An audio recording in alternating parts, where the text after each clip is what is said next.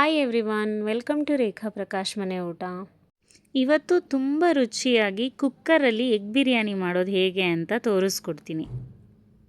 Egg biryani ತುಂಬ ಜನಕ್ಕೆ ಇಷ್ಟ ಆಗುತ್ತೆ ಆ್ಯಂಡ್ ಎಗ್ ಬಿರಿಯಾನಿನ ತುಂಬ ಥರನೂ ಮಾಡ್ಬೋದು. ನಾನಿವತ್ತು ಡಿಫ್ರೆಂಟಾಗಿ ಕುಕ್ಕರಲ್ಲಿ ಮಾಡೋದು ತೋರಿಸ್ತಾ ಇದ್ದೀನಿ. ಜಸ್ಟ್ ಒನ್ ಮೆಥಡ್ ಅಂತ ಹೇಳ್ಬೋದು. ಇನ್ನೂ ಬೇರೆ ಮೆಥಡ್ ಬೇಕು ಅಂತ ಅಂದರೆ ಅಪ್ಕಮಿಂಗ್ ವೀಡಿಯೋಸಲ್ಲಿ ಮಾಡ್ತಾ ಹೋಗ್ತೀನಿ. ಮೊದಲಿಗೆ ನಾನಿಲ್ಲಿ 4 ಮೊಟ್ಟೆನ ಬಾಯ್ಲ್ಗೆ ಇಟ್ಕೊಂಡಿದ್ದೀನಿ. ಹಾಗೆ ನೀರನ್ನು ಕುದಿಸೋಕೆ ಇಟ್ಟಿದ್ದೀನಿ. ಯಾವಾಗಲೇ ಆದರೂ ನಾನು ಅಡುಗೆ ಮಾಡಬೇಕಾದ್ರೆ ಬಿಸಿನೀರನ್ನ ಕುದಿಯೋಕೆ ಇಟ್ಕೊಂಡ್ಬಿಡ್ತೀನಿ ಒಂದು ಒಲೆಯಲ್ಲಿ. ಇನ್ನೊಂದು ಒಲೆಯಲ್ಲಿ ಅಡುಗೆ ಮಾಡೋಕ್ಕೆ ಸ್ಟಾರ್ಟ್ ಮಾಡ್ತೀನಿ. ಇಲ್ಲಿ ನಾನು ರುಬ್ಬಕ್ಕೆ ಮಸಾಲೆಗಳನ್ನ ತೋರಿಸ್ತಾ ಇದ್ದೀನಿ. ಪುದೀನ, ಕೊತ್ತಂಬರಿ ಸೊಪ್ಪು, ಹಸಿಮೆಣಸಿನ್ಕಾಯಿ, 1 ಟೊಮ್ಯಾಟೊ, ಶುಂಠಿ, ಬೆಳ್ಳುಳ್ಳಿ, ಮೆಣಸು, ಚಕ್ಕೆ, ಲವಂಗ, ಸ್ವಲ್ಪ ಸೋಂಪು ಕಾಳು, ಹಾಗೆ 2 ಏಲಕ್ಕಿ ಅಷ್ಟನ್ನು ಹಾಕಿ ನಾನು ಹೀಗೆ ರುಬ್ಕೊಂಡು ಬಂದಿದ್ದೀನಿ.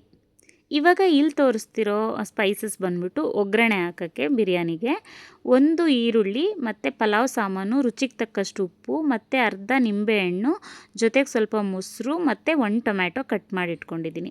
ಮತ್ತು ಇಲ್ಲಿ ಅಕ್ಕಿ ತೊಗೊಂಡಿದ್ದೀನಿ, 1.5 ಗ್ಲಾಸ್ ಅಕ್ಕಿ ತೊಗೊಂಡಿದ್ದೀನಿ. ಜೊತೆಗೆ ಅದನ್ನು ನೀಟಾಗಿ ವಾಶ್ ಮಾಡಿಬಿಟ್ಟು ನೆನೆಯೋಕ್ಕೆ ಬಿಟ್ಟಿದ್ದೀನಿ. ಆಮೇಲೆ ಇಲ್ಲಿ ನಾವು ಮೊಟ್ಟೆನ ಫ್ರೈ ಮಾಡ್ಕೋಬೇಕಾಗುತ್ತೆ. ಅದಕ್ಕೆ ಸ್ವಲ್ಪ ಉಪ್ಪು, ಖಾರದ ಪುಡಿ, ಅರಿಶಿನ ಮತ್ತು 4 ಬಾಯ್ಲ್ಡ್ ಎಗ್ಗು ಇಷ್ಟನ್ನು ತೊಗೊಂಡಿದ್ದೀನಿ. ಅದನ್ನು ನಾನಿಲ್ಲಿ ಒಂದು ಬಾಣಲೆ ಇಟ್ಕೊಂಡು ಎಣ್ಣೆ ಬಿಸಿ ಆದಮೇಲೆ ಅಷ್ಟು ಮಸಾಲೆ ಪೌಡರ್ನ ಹಾಕ್ಬಿಟ್ಟು ಬಾಯ್ಲ್ಡ್ ಎಗ್ನ ಈ ಥರ ಫ್ರೈ ಮಾಡ್ಕೊತೀನಿ. ಅದನ್ನು ಫ್ರೈ ಮಾಡಿ ಒಂದು ಕಡೆ ಎತ್ತಿಟ್ಕೊತೀನಿ. ಅದಾದಮೇಲೆ ಇವಾಗ ಕುಕ್ಕರ್ ಇಟ್ಕೊಂಡು ಒಗ್ಗರಣೆ ಸ್ಟಾರ್ಟ್ ಮಾಡ್ತೀನಿ. ನಾನು ಕುಕ್ಕರ್ ಇಟ್ಕೊಂಡು ಸ್ವಲ್ಪ ಎಣ್ಣೆನ ಹಾಕ್ಕೋಬೇಕು. ಕುಕ್ಕರ್ ಕಾದ್ಮೇಲೆ ಇಲ್ಲಿ ಕುಕ್ಕರ್ ಎಣ್ಣೆ ಕಾದ್ಮೇಲೆ ಪಲಾವ್ ಸ್ಪೈಸಸ್ ಏನಿದೆ ಅದನ್ನು ಫಸ್ಟ್ ಹಾಕ್ಕೋಬೇಕು. ಆ ಪಲಾವ್ ಸ್ಪೈಸಸ್ ನಾನು ಯಾವುದೇ ವೀಡಿಯೋದಲ್ಲೂ ನಾನು ಯೂಶ್ವಲಿ ಸ್ಪೆಸಿಫಿಕ್ಕಾಗಿ ಹೇಳಲ್ಲ. ಬಿಕಾಸ್ ಪಲಾವ್ ಸ್ಪೈಸಸ್ ಎಲ್ರಿಗೂ ಗೊತ್ತಿರುತ್ತೆ. ನಿಮ್ಮ ಮನೇಲಿ ಏನೇನು ಅವೈಲಬಲ್ ಇದೆ ಅದೆಲ್ಲನೂ ಸ್ವಲ್ಪ ಹಾಕ್ಕೊಳ್ಳಿ. ಅದಾದಮೇಲೆ ನಾನು ಇಲ್ಲಿ 1 ಈರುಳ್ಳಿನ ನೀಟಾಗಿ ಕಟ್ ಮಾಡ್ಕೊಂಡಿದ್ದೆ. ಅದನ್ನು ಹಾಕ್ಬಿಟ್ಟು ಮತ್ತೆ ಫ್ರೈ ಮಾಡ್ತೀನಿ. ಎಣ್ಣೆ ಮತ್ತು ಪಲಾವ್ ಸಾಮಾನು ಮತ್ತು ಈರುಳ್ಳಿ ಅದಷ್ಟು ನೀಟಾಗಿ ಫ್ರೈ ಆದಮೇಲೆ 1 ಟೊಮ್ಯಾಟೊನ ನಾನು ಮತ್ತೆ ಒಗ್ಗರಣೆಗೆ ಸೇರಿಸ್ಕೊತಾ ಇದ್ದೀನಿ. ಇಲ್ಲಿ ನಾನು ತುಂಬ ಕಮ್ಮಿ ಕ್ವಾಂಟಿಟಿಲಿ ಎಗ್ ಬಿರಿಯಾನಿ ಮಾಡ್ತಿರೋದ್ರಿಂದ ನಾನು 2 ಟೊಮ್ಯಾಟೊನ ಬಳಸಿದ್ದೀನಿ. ಟೊಮ್ಯಾಟೊ ನೀಟಾಗಿ ಫ್ರೈ ಆದಮೇಲೆ ರುಬ್ಬಿರೋವಂಥ ಮಸಾಲೆನ ಹಾಕ್ಕೊಂಡು ಚೆನ್ನಾಗಿ ಹುರ್ಕೋಬೇಕು ಕುಕ್ಕರಲ್ಲಿ. ಮತ್ತು ಈ ಮಸಾಲೆ ಹುರಿತಿರ್ಬೇಕಾದ್ರೆ ನೋಡಿ ಕಲರ್ ಚೇಂಜ್ ಆಗುತ್ತೆ. ಅದು ಕಲರ್ ಚೇಂಜ್ ಆದ್ರೇ ಅದ್ರದ್ದು ಹಸಿ ಸ್ಮೆಲ್ಲೆಲ್ಲ ಹೋಗಿ ಚೆನ್ನಾಗಿ ಬೆಂದಿದೆ ಅಂತ ಅರ್ಥ. ಆ ಮಸಾಲೆ ಎಲ್ಲ ಚೆನ್ನಾಗಿ ಬೇಯೋವರೆಗೂ ಬೇರೆ ಏನೂ ಆ್ಯಡ್ ಮಾಡಬಾರ್ದು.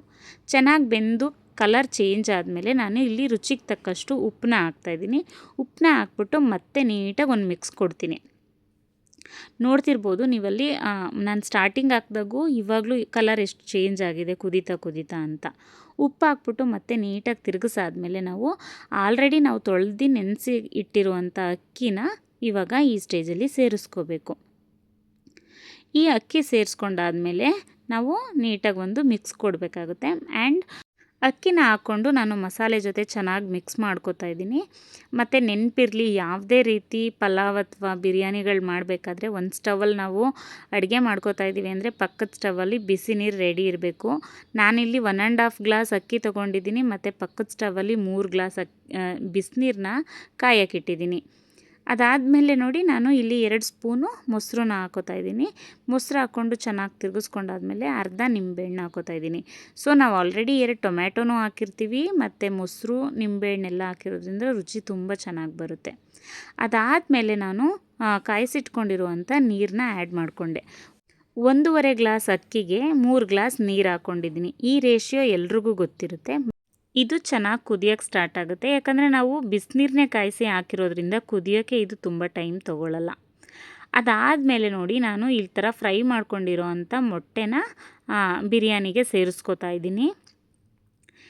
ಎಗ್ ಬಿರಿಯಾನಿಗೆ ಯಾವಾಗಲೇ ಆದರೂ ಈ ಥರ ಹುರಿದ್ಬಿಟ್ಟೆ ಹಾಕ್ಕೊಳ್ಳಿ ಮೊಟ್ಟೆನ, ಮಸಾಲೆ ಎಲ್ಲ ಹಾಕ್ಕೊಂಡು ಹಾಗೆ ಹಾಕ್ಕೋಬೇಡಿ. ಅದೆಲ್ಲ ಹಾಕ್ಕೊಂಡಾದ್ಮೇಲೆ ನಾನು ಸ್ವಲ್ಪ ತುಪ್ಪನ ಹಾಕ್ಬಿಟ್ಟು ಲಿಡ್ ಕ್ಲೋಸ್ ಮಾಡಿಬಿಟ್ಟು 2 ವಿಷಿಲ್ ಬರೆಸ್ತೀನಿ. 2 ವಿಷಿಲ್ ಸಾಕಾಗುತ್ತೆ. 2 ವಿಷಿಲ್ ಬಂದಾದಮೇಲೆ ಕುಕ್ಕರ್ ತಣ್ಣಗಾದ್ಮೇಲೆ ನಾನು ತೋರಿಸ್ತಾ ಇದ್ದೀನಿ ಹೇಗಾಗಿದೆ ಎಗ್ ಬಿರಿಯಾನಿ ಅಂತ ಹೇಳಿಬಿಟ್ಟು. ನೋಡ್ತಾ ಇದ್ದೀರಲ್ವಾ, ವಾವ್ ನಿಜವಾಗ್ಲೂ ಚೆನ್ನಾಗಾಗಿದೆ ಆಯಿತಾ. ನಿಜವಾಗ್ಲೂ ನಾನು ಆ್ಯಕ್ಚುಲಿ ಮಸಾಲೆ ಎಲ್ಲ ಸ್ವಲ್ಪ ಚೆನ್ನಾಗಿ ಹಾಕಿನೇ ಮಾಡ್ಕೊಂಡಿದ್ದೀನಿ, ತುಂಬ ಸಖತ್ತಾಗಿತ್ತು. ಸೊ ಇದಾದಮೇಲೆ ಹಾಗೆ ಡೈರೆಕ್ಟಾಗಿ ಸರ್ವ್ ಮಾಡಬಾರ್ದು, ನೀಟಾಗಿ ಒಂದು ಮಿಕ್ಸ್ ಕೊಡಬೇಕು. ಯಾಕಂದರೆ ಕುಕ್ಕರಲ್ಲಿ ಮಾಡಿರೋದ್ರಿಂದ ಮಸಾಲೆ ಎಲ್ಲ ಸ್ವಲ್ಪ ಮೇಲೆ ಕೆಳಗೆ ಆಗಿರುತ್ತೆ. ನೀಟಾಗಿ ಮಿಕ್ಸ್ ಮಾಡಿಬಿಟ್ಟು ಸರ್ವ್ ಮಾಡಬೇಕು. ಟೇಸ್ಟ್ ವೈಸ್ ಅಂತೂ ತುಂಬ ಚೆನ್ನಾಗಿ ಬಂದಿತ್ತು. ನನ್ನ ಹಸ್ಬೆಂಡ್ಗಂತೂ ತುಂಬ ಇಷ್ಟ ಆಯಿತು ಗೊತ್ತಾ. ಮೊಸರು ಬಜ್ಜಿ ಜೊತೆ ಸರ್ವ್ ಮಾಡಿದ್ದೆ. ವಾವ್ ಟೇಸ್ಟ್ ಅಂತೂ ಸಖತ್ತಾಗಿದೆ ರೇಖಾ ಅಂತ ಹೇಳಿದ್ರು. ಇದಾಗಿತ್ತು ಇವತ್ತಿನ ಸ್ಪೆಷಲ್ ರೆಸಿಪಿ. ಯಾರೆಲ್ಲ ಈ ವಿಡಿಯೋನ ಸಬ್ಸ್ಕ್ರೈಬ್ ಮಾಡ್ಕೊಳ್ದೆಲ್ಲ ನೋಡ್ತಾ ಇದ್ದೀರಾ, ಪ್ಲೀಸ್ ಒಂದು ಸಬ್ಸ್ಕ್ರೈಬ್ ಮಾಡ್ಕೊಂಡು ನೋಡಿ. ಹಾಗೆ ಈ ವಿಡಿಯೋ ನಿಮ್ಗೆ ಇಷ್ಟ ಆಗಿದರೆ ಲೈಕ್ ಮಾಡಿ, ಶೇರ್ ಮಾಡಿ, ಹಾಗೆ ಕಾಮೆಂಟ್ ಮಾಡಿ. ರೆಸಿಪಿನ ನೀವು ಒಂದು ಸಲ ಟ್ರೈ ಮಾಡಿ, ಖಂಡಿತ ನಿಮಗೂ ಇಷ್ಟ ಆಗುತ್ತೆ. Thank you so much.